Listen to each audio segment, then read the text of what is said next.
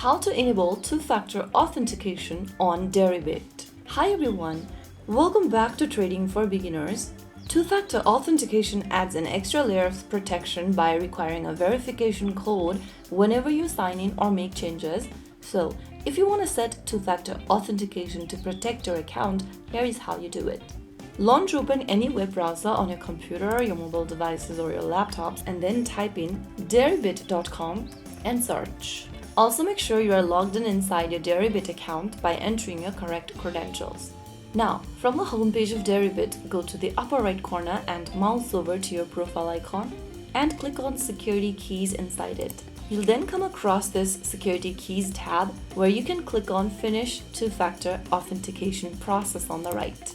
Now, in order to add two-factor authentication, you can choose from one of these options. You can add Passkey or add authentication apps such as Google Authenticator.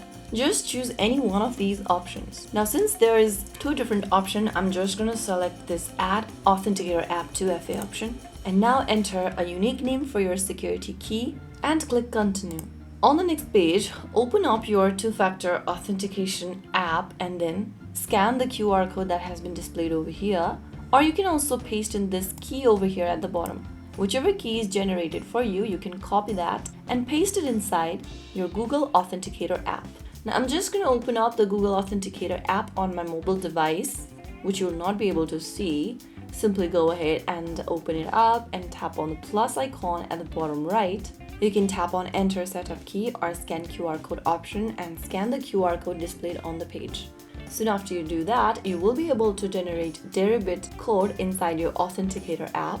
Now, whenever the app generates the code, go ahead and type it down exactly as it appears and click Continue.